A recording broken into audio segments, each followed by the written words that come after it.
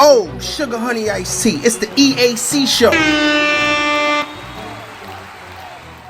Good day, ladies and gents. I'm Emilio A. Colon. And I am Marcus Mack, and this is the EAC Show coming to you from sunny South Florida, episode 77. And my shoulder is shot right now. Yo, I got to be honest with you, Marcus. I'm not going to lie. There's two things that's going on for you viewers that are not watching on YouTube and the listeners that are listening on the podcast. Marcus has decided to switch his style up today, and he went with Dwayne Wade braids. He looking like D Wade right now. But that's not the thing. That's not it. Marcus is wearing a very, very illuminated polo t-shirt that literally is the same like brightness of the sun. And it's wrinkled too. That's So I was actually in a rush to do the show tonight. So Marcus came to make sure he is bright, rainbow bright, and he got the braids in. I like the braids though, sir. Right. Thank you. I mean, I was just trying something new. My daughter actually did it. Oh, okay. Shout out to Janiyah. Janiyah is showing her skills, huh? Yeah. Janiyah stepping up in the world. We got Janiyah the braider with a hair braider. We got EJ with his cookie business. EJ started cookie business. Yo, for all you guys that are listening, EJ got cookies that he's selling 10 cookies for $20. He's making a killing right now. Yeah, man. Big boy cookies. Absolutely, without question. So, Marcus Mack, we do got a couple of things to address on episode 77 of the EAC show. Obviously, the big news of the day pretty much is all of the college football conferences. Some of them sitting there saying they're not going to play. And the big boys, the ACC, the SEC, and the Big 12 are like, we don't know what the hell y'all talking about. We playing football. We figuring out some way to play football. Nick Saban, Dabo Swinney, University of Texas, and all those big boys, Georgia, Florida, all of the big boys, University of Miami, they're like, man, we don't know what the hell y'all talking about. We are playing college football in some way, shape, or form. Now, Marcus, let me ask you a question. There's many conferences in the whole country in college sports. So obviously these conferences are sitting there saying it's not in the well-being of the athletes, the staff, students to play any sports this fall. They're going to try to play something in the spring. And you got the richest of the richest, because the three conferences we're talking about, the ACC, the SEC, and the Big 12, are the big money conferences in all of college football. They're sitting there saying, nah, bruh, y'all can go somewhere else. We're going to do what we want to do. How would you feel if you were a student athlete in one of those other conferences, Marcus? The ones that are not playing. Well, I mean, I think all conferences. If one conference gets to play, all conferences should play. For one, but I honestly feel like they shouldn't be playing anyways. Mm-hmm. So hey, it's perspective. It's perspective. So which conference isn't playing? You got a whole bunch of them. You got like the Big East, the Pac-12, the Big 10. You got a whole bunch of conferences that isn't playing. But the point that I'm trying to make, Marcus, and what I'm trying to get out of you is that if you're a student athlete and you're putting in the work, you went early, you took all your COVID tests, you went early to get this all out of the way, you've been training nonstop as much as you can, doing all these Zoom meetings, social distancing as much as possible, you're playing your part. And then all of a sudden, the people that are in charge of don't play the sport literally sit there and shut you down. And now you're not going to be able to play this fall. Maybe you play in the spring, but you're not going to play in the fall. How would you feel, Marcus? Of course I feel disappointed. Of course I feel let down. But I think still the bottom line is that what we all facing. We spoke about this last episode. It has to stop because at some point there's gonna be the floodgates are gonna open because we're talking about college students. We can't allow that to happen. Just can't allow it. You can't allow that kind of outbreak to occur, especially amongst student athletes. Now, Marcus, I'm going to fill you in. I know you don't know about this, but we didn't get a chance to talk about it on the pre-show, so I'm going to fill you in. So like I said, there's different conferences throughout the whole country or whatever it may be. But there's one conference that is extremely defiant, and that is the Big 12. And the reason why I say they're extremely defiant is because all these other conferences are meeting on telephone calls and Zoom calls or whatever it may be to try to discuss what's going to end up happening. The Big 12 said, we're not doing any of that.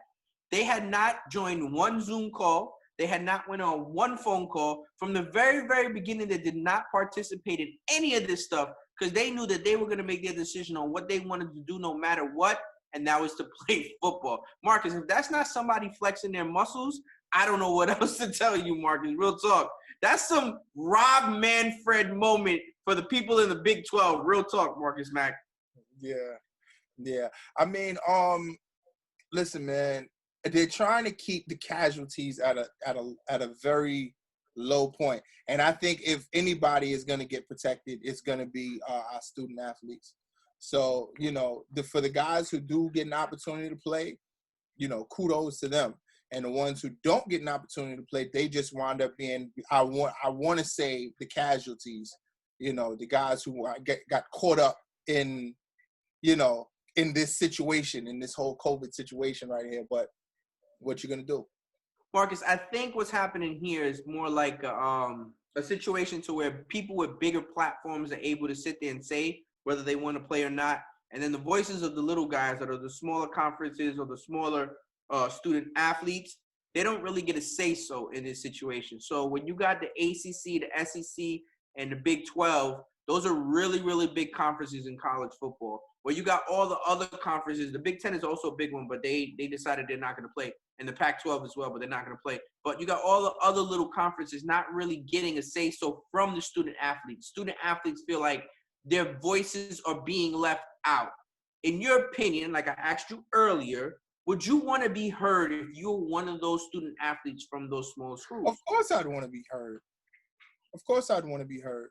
But then I don't know the ins and outs of college football. I wish we had Cam on, so so he could talk about it a little bit with us. But I don't know the ins and outs, like the politics of it, because that's what it boils down to.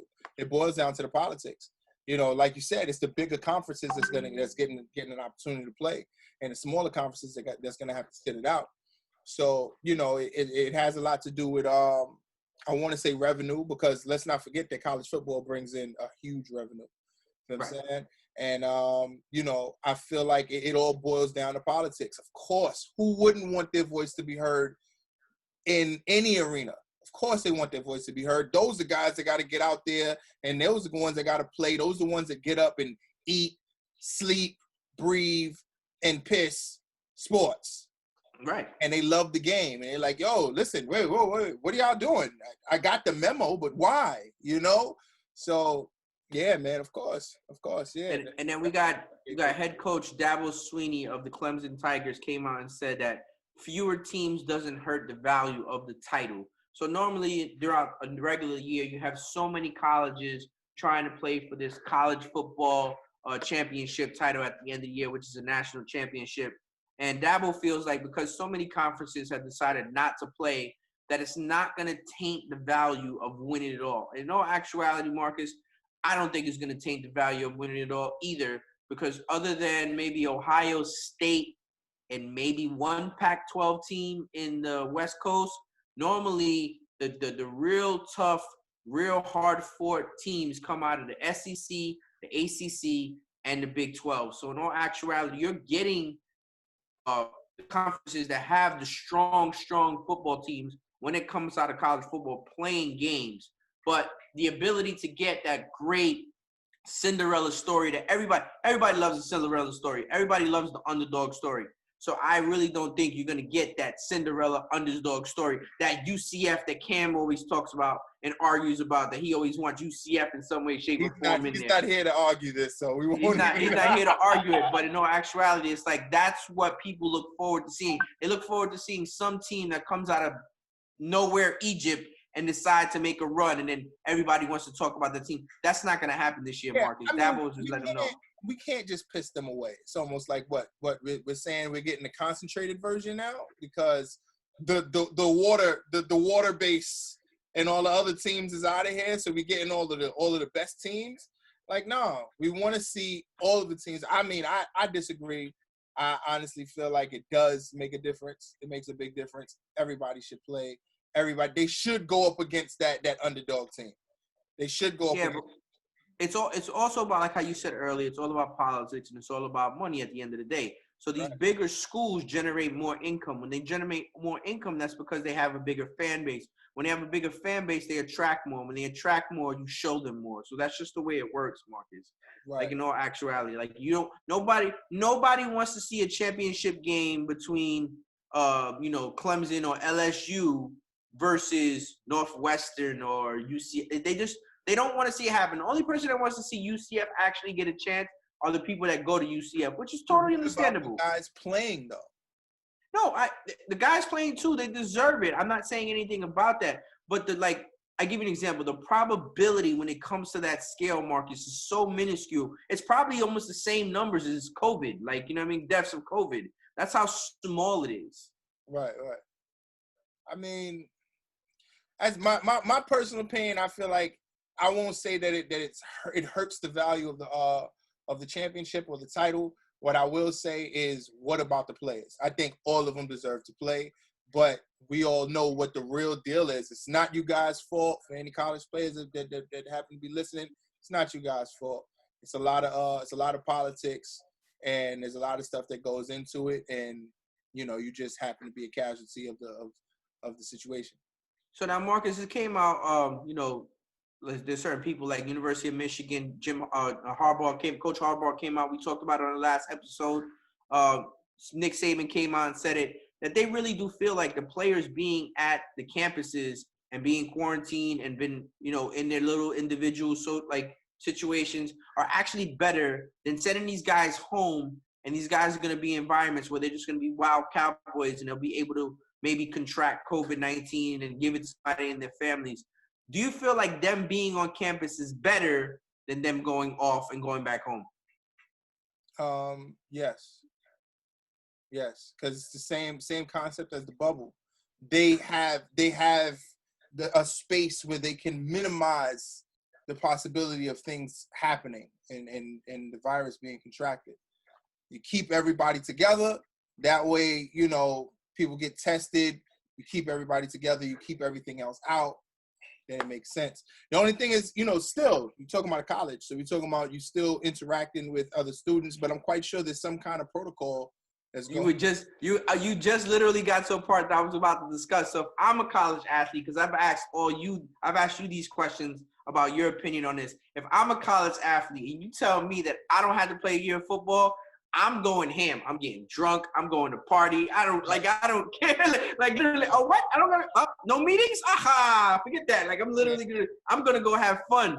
Because their life is pretty much based on, okay, I wake up in the morning, I do this, I do that. Like or just like how in Asia is. It's from the time you wake up to when you go to sleep. It's exercise, books, practice, drills, books, study, sleep, eat. And eat comes away somewhere in the mix somewhere. You understand what I'm saying? We fill them in. Yeah, you fill it in. So once you take out the game, now it's like, what do I do?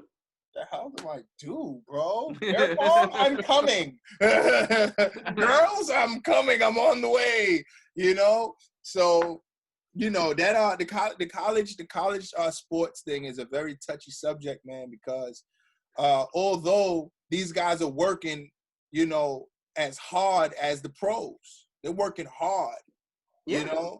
They're still college athletes. They're still young, and they still got a lot going on. They still got school to worry about. They gotta bite that bullet.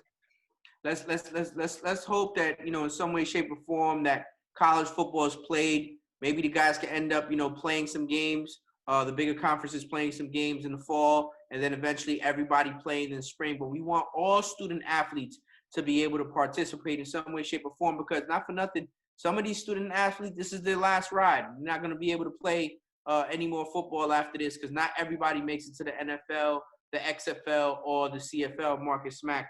Well, this part of the show is going to be brought to you by our sponsor, El Cubano Sandwich Shop. Promo code EAC and receive discounts on online orders or pickup orders. Enjoy a cafe con leche or that natural pre-workout shot of that Cuban coffee to start your day. The daily lunch specials and their steak sandwich is next level. Once again, use the promo code EAC. That's elcubanosandwichshop.com or 954-906-5110. Remember, use the promo code EAC, and that's El Cubano Sandwich Shop in Coral Springs. Marcus Mack, we're going to get into a little bit of MLB, talk about some stuff that's going on, some suspensions that was handed down by your favorite man of the world, the corporate thug, Commissioner Manfred. He suspended Ramon Laureano for 6 games, and he suspended the Houston Astros coach, Alex Cintron, for 20 games, Marcus. So give me your opinion on when you hear those numbers. Do you feel Laureano was suspended for a right amount of games? And we all think that Cintron should have been suspended 20 games, correct? Yeah, 20 games is. Does the punishment fit the crime? Well, you got to remember, he's a coach. He's a coach, so he's held to a higher standard. So he's held to a higher standard. Exactly. So, okay. So here's the thing, right? We think about Joe Kelly, right? And his punishment, and we think was that too excessive? Don't jump the gun yet. We'll get to Joe Kelly in a second. Don't jump the gun. Yeah, so he got suspended for 8 games, and it's like, okay, was that too excessive? And his situation was more like, we know it was intentional, and then the topic of discussion. No, not on this show. No. Of course not. But hear me out. I'm talking about from Rob Manfred's point of view, right? And then he has to represent. I hate the fact that I have on this wrinkled shirt. I'm sorry, guys. From his point of view, representing the MLB as a corporation, right?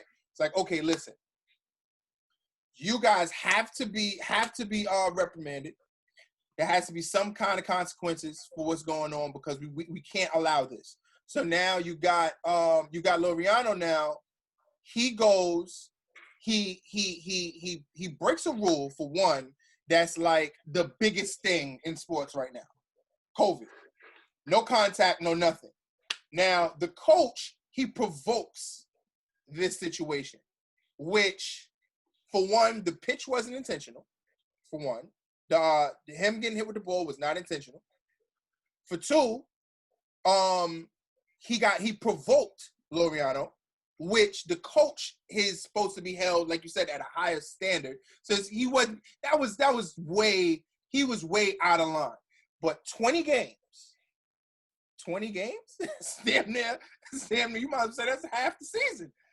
Listen, the way Commissioner Manfred and the guys up in New York must have looked at it, must have been like, look, if that coach never gets up out of his chair, never says anything, none of this happens. You know what I'm saying? Right. Exactly. He egged them on. You started it. You know what I mean? You pretty much put that's gasoline right there. You took the match and you lit the gasoline, and that's why we have fire. Yeah. So that's what happened. It was very unnecessary, because even the pitcher, he walked off. He didn't say nothing. Yeah, because it wasn't intentional at all. But Laureano got 6 games. He's gonna appeal. He's playing right now through appeal. I think that ends up getting cut down to 4 games, Marcus, and I think that's more than enough. I think 4 games is reasonable. 4 games is reasonable. I think more of a 2 games is better, but yeah. Shout out to John Boy Media. He came up with those free Ramon T-shirts. I know you've seen it, Marcus Mack. We're gonna get into right now. We're gonna get into Marcus Mack's favorite baseball player. Free Ramon. Free Joe Kelly. Oh yeah. Free Joe Kelly. Yeah. Free. So Joe Kelly was suspended for 8 games, and his suspension now got reduced on appeal to 5 games. Marcus Mack, do you feel like that suspension is justified? Yes. But you talking about the 8 games or it being reduced? It being reduced. Yes. I do think it was justified. Big shout outs to Joe Kelly for making a hell of a PR move, because those interviews that he did afterwards was so calm. It's like, look, man, it's a mistake, and it definitely was a mistake. For the record, it was definitely a mistake. But yeah, man, for sure. I'm happy to see that, because I thought the 8 games was a bit excessive. Especially, we all know what it was for. We all know what's going on. We all know. So it's like, but come on, Joe, chill out, bro. Chill out. Joe Kelly has introduced a new way to many men across the whole globe, in a sense, not just America, how to literally handle something when you know you just dead wrong. Like that face that he made, you can literally do that to any woman, mom, whatever, like literally girlfriend, wife, like really, like what you gonna do to me? So what? Yeah, his face is a mood. Joe Kelly face is a whole mood. I'm telling you, man. Yeah, I'm really happy. I'm really happy for Joe Kelly. Ended up getting a suspension reduction. And, you know, this is going to basically show precedent, Marcus Mack, because what's going to end up happening is, you know, anybody else that throws at the Astros, they're going to get 8 games, and then it's going to be reduced to 5. So that's what's going to end up happening. So the question is, you know, with the Astros cheating scandal and you holding the Astros accountable for integrity of the game, pitchers out there that are going to throw at the Houston Astros expect to get suspended for 5 games at least. At least we know that if that appeal go through, yeah. No more hitting people with those. Them balls hit hard, man. Listen, baseball balls, man. Listen, that's like getting hit with a brick, especially at the speed them guys are throwing. Man, listen, man. I could never promote that. No, no bad balls. Pause. Now, Marcus, I want to give a shout out to Damian Lillard. Not necessarily because not necessarily because he went out and scored 61, because the business acumen of the sponsor Adidas that he is with for sneakers went out there and marketed all his shoes for $61 after he scored 61, which is genius marketing. Yeah, I don't know. I don't know what their margins is like, but you know, it was a great marketing tool. But what are the shoes normally? Maybe like 100 some change. 100 some change, right? It's 61. I mean, when it's almost like a flash sale just for today, $61. I don't know who okayed that, but it ain't gonna make Lillard no difference. He already got his money. But if you think about it, Marcus, if you're not moving units as fast, a flash sale actually helps. Right. Definitely. Well, so Marcus, he definitely showed out on that court. That's for sure. He showed out. He came through. Came through, right? And then like there was a big thing like you know Michael Jordan scoring 63 points in a game in the playoffs, right? And for a loss, right? And Lillard scoring 61 for a win. And they want to know, wait, what was the difference, and why is it that one gets praised and one gets looked down upon? Well, okay, so Lillard's more like in a regular season game, because this is still regular season games that are being played by Portland in this bubble. Well, Michael Jordan did it when the whole world is watching. Like literally, everybody's watching the NBA playoffs. You know, back in those days, everybody was, you know, the team to beat was the Celtics, and sometimes it was the Lakers. And Michael Jordan was the up and coming, you know, talent to play and challenge the Lakers and the Celtics and even the Pistons for those titles. But Michael did it when all eyes were on him. You know, we only know about what happened with Damian Lillard's game because social media just literally blew it out the frame. No one last night was really tuning in to watch Portland play. You understand? Right. So it wasn't until he started buzzing and he's at 40 and he's at 50 that all of a sudden everybody starts tuning in and watching and seeing what's going on. Whereas when Michael did it, everybody was watching. Yeah, I mean, well, we all know that Michael Jordan was a pressure player. He was a clutch player. He's gonna get out there and he's gonna play in the heat, in the middle of the kitchen. You understand what I'm saying? And you can't take nothing from Damian Lillard at all. No. Can't take anything from him at all. He's been amazing. He goes in. He's been trolling the LA Clippers, specifically Patrick Beverly and Paul George, joking on them because the Clippers ended up beating the Portland Trailblazers in a game where Lillard missed some free throws, and they went on social media back and forth. And if you guys haven't checked it out, please go on social media and check it out. Every single last one of his free throws too. Yeah, of course. I mean, we you know, there's countless of games, regular season games, where players really show out. You understand what I'm saying? And like you said, right now we're in the age of social media. Word just got out, it spread, and everybody's talking about it crazy. But I'd like to see a lot more of that heat from Damian Lillard. Absolutely. Keep saying his name wrong. Now, not for nothing, Marcus Mack. The NBA players are being told they must have long-standing relationships for non-family members to enter the bubble. I feel like, Marcus Mack, there's going to be a lot of lying to get as many Tatianas inside of that bubble, Marcus Mack. Like, real talk. I think there's going to be a lot of lying just to get their regular family in. For real. The bubble, coming to see players in the bubble is almost like visiting your family in jail. It's going to be a whole lot of they're going to be paying the COs? Yeah, all out of man, listen, Mickey Mouse is getting paid off. For real. Because it's like, yo, we in a real tough time. We in a real weird time right now, man. We got people making more money on unemployment than they make at their real jobs. We got kids screaming they want to go back to school. When kids talking about I want to go back to school.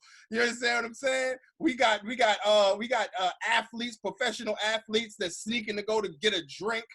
Now, this stuff is crazy. We're in a very weird time. And I'm here to tell everyone, all of the listeners and all the viewers of the EAC show, that this shit crazy. I know y'all was waiting for the punchline, but that's all I got to say. This shit is crazy. So, Marcus Mack, before we conclude episode 77 of the EAC show, for those that follow us on Instagram, I'm sorry, but you guys didn't get a chance to see this on my actual Instagram myself. I went in today because Paris Saint-Germain won. And let me explain something to you. I gotta tell them why I'm mad. I gotta tell them why I'm mad. Tell them why you mad, Emilio. I was getting every text message, every phone call, you name it. I emailed, Skype, WhatsApp. You claim it was all on my phone. Let me explain something to you. They were giving me sugar honey iced tea left and right all day because my team was about to take a fat L. And for those that follow, I just posted it the other day that 3 players for Paris Saint-Germain cost my team $490 million total. So everybody was giving me sugar honey iced tea all day long because we were about to take an L. Well, you know what? The fat lady didn't sing because my team came back with less than 5 minutes in the game and won 2-1. So every last one of you guys that called me, text me, WhatsApp me, email me, whatever you may be, can kiss my ass. Wait, no, it's not Friday. It's not ass. We can call it astronomical salt shaker. You can kiss my tukish. My tukish. Kiss my tukish. Do me a favor. Click like, subscribe on all podcast platforms and on YouTube. Make sure you check out episode 78. I'm Emilio A. Colon. That's Marcus Mack. Marcus, send us off. Speculation talk over. Oh, sugar honey iced tea. It's the EAC show.